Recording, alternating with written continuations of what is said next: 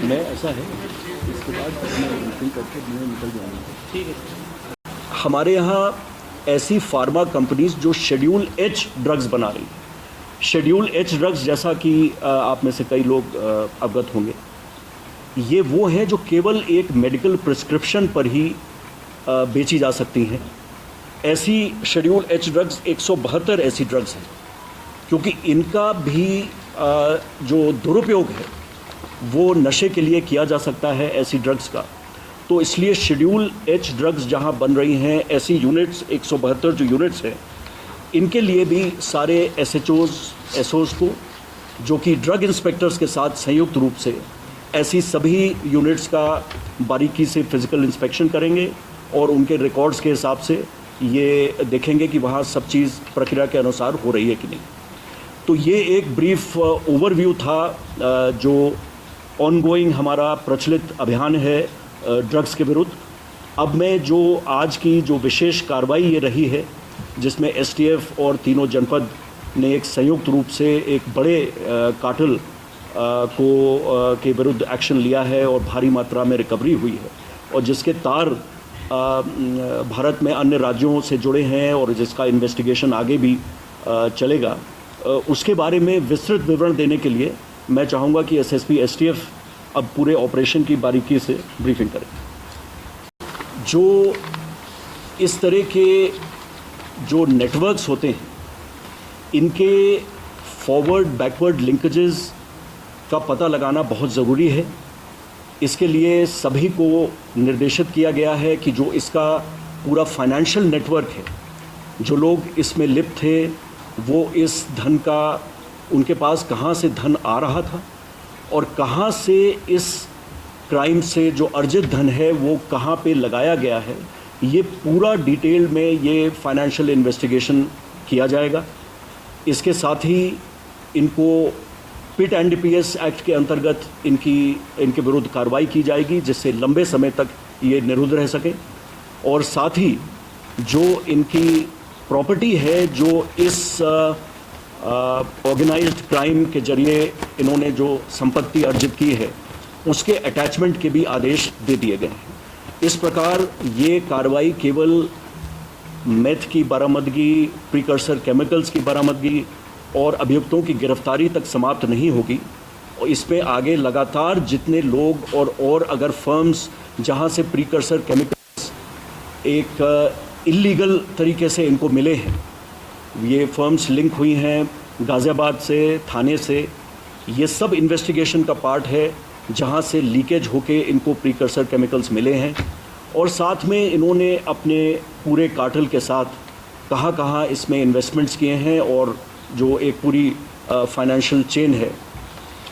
इसके अतिरिक्त इस इन्वेस्टिगेशन में ये भी जानकारी में आया है कि हमारे राज्य में, उत्तराखंड में 44 यूनिट्स ऐसी हैं जिनमें प्रीकर्सर केमिकल्स बनाए जा रहे हैं। ये सभी को परमिट और लाइसेंस मिला हुआ है, पर क्योंकि एक संभावना रहती है कि किसी भी स्टेज पे प्रीकर्सर केमिकल्स के डाइवर्ट होने का और उसके ऐसे हाथों में पड़ने का जहां से वो दुरुपयोग उनका किया जा सकता है, तो इन सभी 44 यूनिट्स पे सब एसपीज और एसएसपीज को एक सप्ताह के अंदर भौतिक निरीक्षण, इनका फिजिकल वेरिफिकेशन सारे रिकॉर्ड्स के साथ, कि वहाँ जो पूरी प्रक्रिया है वो मानकों के अनुसार और पूरे जो उसके लाइसेंस की शर्तें हैं उसके अनुसार की जा रही है। ये प्रीकर्सर केमिकल्स का जहाँ तक मॉनिटरिंग का सवाल है, तो एक ये बड़ा स्टेप लिया गया है। सभी लोगों का इस प्रेस ब्रीफिंग में मैं स्वागत करना चाहूँगा।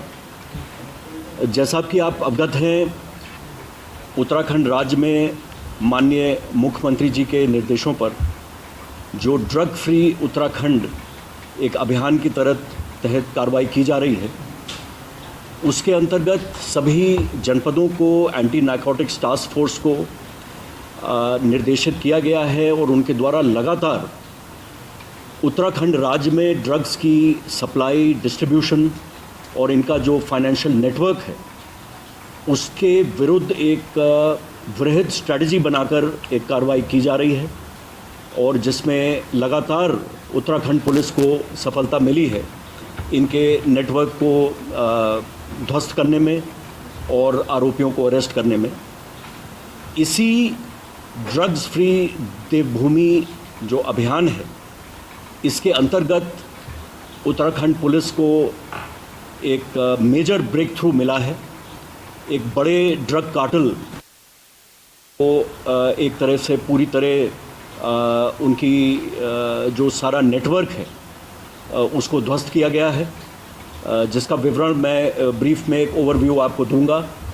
ये पूरा जो ऑपरेशन है ये शुरू होता है 31 मई को महाराष्ट्र में थाने पुलिस द्वारा एक 11 ग्राम MDMA की एक रिकवरी की जाती है। MDMA जैसा कि आप लोग परिचित होंगे, इसको मेथ या मॉली या एक्सटेसी नाम से जाना जाता है। केमिकल नेम इसका है MDMA का मेथिलीन डाइऑक्सी मेथाम्फेटामिन। ये जो सिंथेटिक ड्रग्स हैं, इनमें सबसे हाई एंड प्रोडक्ट है। रफली अगर हम NCB के मानकों को देखें तो रफली 2 करोड़ रुपए प्रति केजी का इसका इंटरनेशनल मार्केट में रेट है। तो जैसा मैंने कहा, ये थाने पुलिस की एक रिकवरी से जो क्लूज़ मिले उसका एक कनेक्शन थल क्षेत्र हमारे पिथौरागढ़ ज़िले से पाया गया। पिथौरागढ़ में एक संयुक्त कार्रवाई में एक्शन हुआ और वहाँ पे प्रीकर्सर केमिकल्स पकड़े गए। प्रीकर्सर केमिकल्स क्या होते हैं? प्रीकर्सर केमिकल्स वो हैं जो कंट्रोल्ड सब्सटेंसेस हैं। इनका जो भी सप्लाई है या इनका डिस्ट्रीब्यूशन है, इनकी मैन्युफैक्चरिंग है, ये सब कंट्रोल्ड है। ये एक लाइसेंस और परमिट के द्वारा ही की जाती है। और इस तरह इन प्रीकर्सर केमिकल्स का कंट्रोल इसलिए ज़रूरी रहता है कि इनको ड्रग्स के बनाने में इनका दुरुपयोग संभव होता है। इसलिए ऐसी सभी फर्म्स पे जो प्रीकर्सर केमिकल्स बनाती हैं उनके बारे में क्लोज मॉनिटरिंग रहती है। पिथौरागढ़ की कार्रवाई से जो प्रीकर्सर केमिकल्स मिले, उससे आगे हमारी जो टीम्स काम कर रही थीं, उनके द्वारा फिर फर्दर एक अगली कार्रवाई 11 जुलाई को चंपावत में हुई। जैसा कि आप में से कई को जानकारी होगी कि वहाँ इसी कार्टेल द्वारा, इसी नेटवर्क द्वारा जो बनाई गई मेथ थी 5 किलो से ऊपर, जिसका अंतर्राष्ट्रीय मूल्य 10 करोड़ से ऊपर था, वो पकड़ी गई। और उसके बाद 14 जुलाई को इस पूरे ऑपरेशन का जो मेन एक्यूज़ था वो भारी मात्रा में प्रीकर्सर केमिकल्स के साथ उसकी गिरफ्तारी हुई है। ये प्रीकर्सर केमिकल्स लगभग 12 करोड़ की मेथ बनाने के लिए ये साधन था। ये पर्याप्त था कि इससे यदि मेथ बनाई जाती तो लगभग 12 करोड़ रुपए मूल्य की ये मेथ बनाने की योजना थी। इस प्रकार ये जो पूरा ऑपरेशन है, इसमें राज्य के स्पेशल टास्क फोर्स के साथ साथ 3 जनपदों की संयुक्त कार्रवाई बहुत बेहतरीन ढंग से इन्होंने कोऑर्डिनेट करके किया है।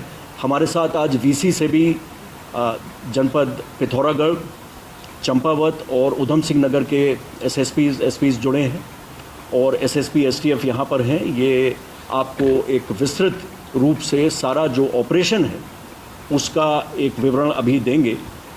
मैं अपनी बात कंक्लूड करने से पहले 2-3 चीज़ें एम्फसाइज़ करना चाहूँगा।